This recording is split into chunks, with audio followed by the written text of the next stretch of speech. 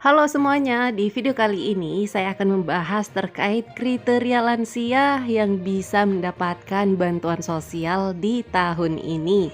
Karena sebenarnya tidak semua lansia itu bisa mendapatkan bantuan sosial. Sekaligus di video ini saya akan menjawab pertanyaan yang masuk, yaitu apakah janda yang berusia di atas 70 tahun bisa mendapatkan bantuan sosial program Keluarga Harapan di tahun ini atau tidak.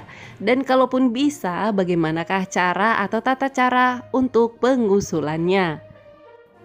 Jadi kepada semuanya pastikan nonton video ini sampai habis ya. Dan bagi yang baru bergabung silahkan diklik subscribe-nya terlebih dahulu dan juga aktifkan lonceng notifikasinya agar tidak ketinggalan dengan setiap informasi yang terupdate terkait penyaluran bantuan sosial dan berbagai macam subsidi pemerintah lainnya di channel ini.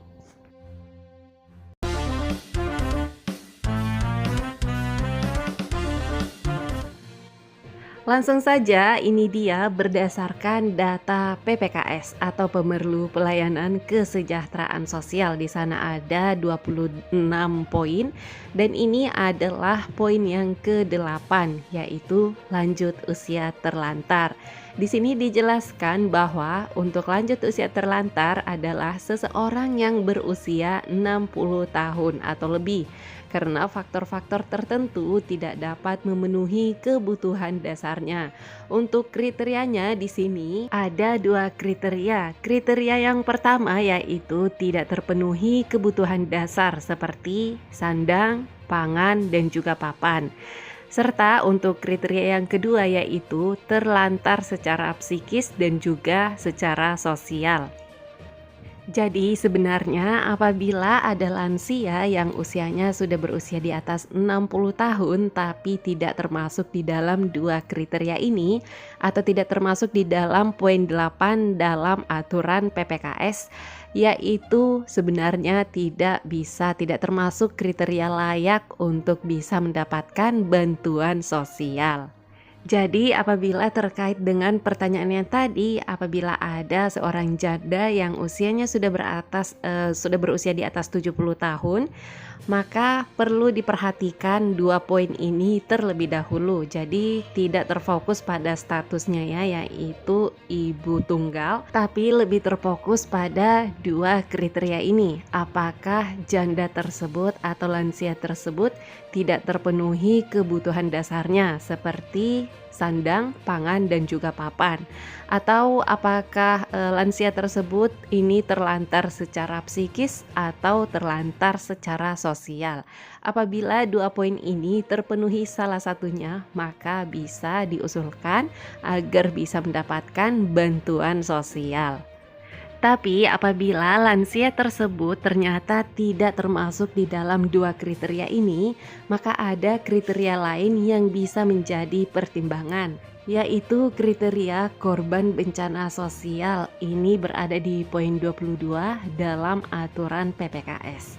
Di sini dijelaskan bahwa korban bencana sosial ini adalah orang atau sekelompok orang yang menderita atau meninggal dunia akibat bencana yang diakibatkan oleh peristiwa atau serangkaian peristiwa yang diakibatkan oleh manusia yang meliputi konflik sosial antar kelompok atau konflik sosial antar komunitas dan juga teror. Nah, untuk kriterianya di sini ada 3. Dijelaskan bahwa seseorang atau kelompok orang yang mengalami pertama korban jiwa manusia, yang kedua kerugian harta benda, dan yang ketiga dampak psikologis.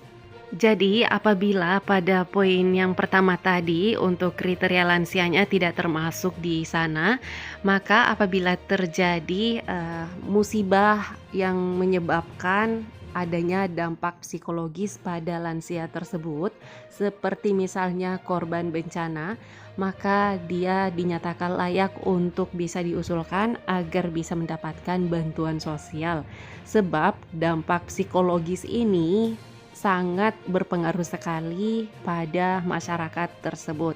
Nah, di antaranya di sini bisa kita lihat bersama-sama, dampak bencana alam ini tidak hanya menimpa fisik tersebut.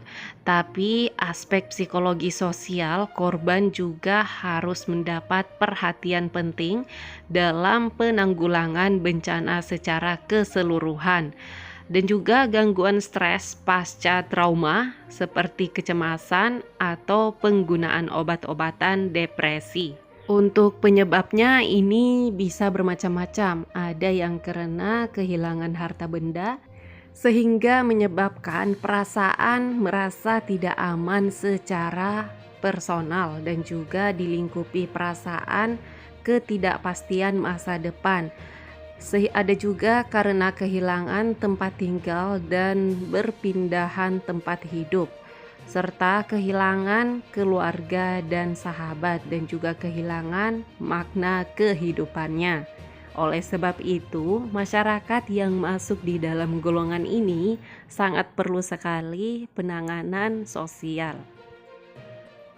Opsi kedua yaitu apabila seorang lansia tersebut tidak termasuk di dalam kriteria yang pertama tadi, maka ini ada pertimbangan berikutnya yaitu poin ke-26 dalam aturan PPKS. Yaitu komunitas adat terpencil. Di sini dijelaskan bahwa komunitas adat terpencil ini adalah kelompok sosial budaya yang bersifat lokal dan terpencar serta kurang atau belum terlibat dalam jaringan dan pelayanan baik sosial ekonomi maupun politik. Untuk kriterianya di sini ada beberapa kriteria, di antaranya berbentuk komunitas relatif kecil atau tertutup dan homogen. Yang kedua yaitu pranata sosial bertumpu pada hubungan kekerabatan, dan yang ketiga pada umumnya terpencil secara geografis dan relatif sulit dijangkau. Selanjutnya yaitu pada umumnya masih hidup dengan sistem ekonomi subsistem, dan berikutnya yaitu peralatan dan teknologinya sederhana. Dan selanjutnya yaitu ketergantungan pada lingkungan hidup dan sumber daya alam setempat relatif tinggi, serta terbatasnya akses pelayanan sosial, ekonomi, dan juga politik. Sedangkan bagi lansia yang dianggap tidak layak untuk mendapatkan bantuan sosial, yaitu diantaranya apabila salah satu anggota keluarganya yang masih berada di dalam satu kartu keluarga ternyata berstatus sebagai ASN atau pegawai negeri sipil, atau berstatus sebagai TNI atau Polri, dan juga berstatus sebagai pendamping sosial serta berstatus sebagai guru tersertifikasi, dan juga berstatus sebagai seorang pensiunan ASN. Jadi itu tadi untuk kriteria seorang lansia yang dinyatakan layak untuk bisa mendapatkan bantuan sosial, dan beberapa kriteria lainnya juga yang dinyatakan tidak layak untuk bisa mendapatkan bantuan sosial. Jadi apabila ada seorang lansia yang ternyata termasuk di dalam kriteria layak mendapatkan bantuan sosial, maka bisa langsung diusulkan agar bisa masuk ke dalam data terpadu kesejahteraan sosial dengan cara usulkan melalui desa atau kelurahan setempat atau bagian puskesmas setempat. Dan apabila ada lansia di sekitar kita yang sebenarnya tidak termasuk di dalam kriteria layak untuk bisa mendapatkan bantuan sosial, maka tugas kita sebagai keluarganya atau orang di sekitarnya yaitu memberikan pemahaman. Karena sebenarnya ini umum terjadi ya, beberapa lansia yang selama ini saya jumpai seperti itu, karena melihat lansia yang ada di sekitarnya itu mendapatkan bantuan sosial, sehingga ia juga meminta agar bisa mendapatkan bantuan sosial. Padahal sebenarnya tidak termasuk kriteria layak untuk bisa mendapatkan bansos. Nah, ini adalah tugas kita semua, apalagi jika lansia tersebut adalah salah satu anggota keluarga kita. Tugas kita yaitu untuk memberikan pemahaman bahwa untuk penyaluran bantuan sosial ini juga ada regulasinya, dan tidak semua lansia termasuk di dalam layak untuk diberi bansos.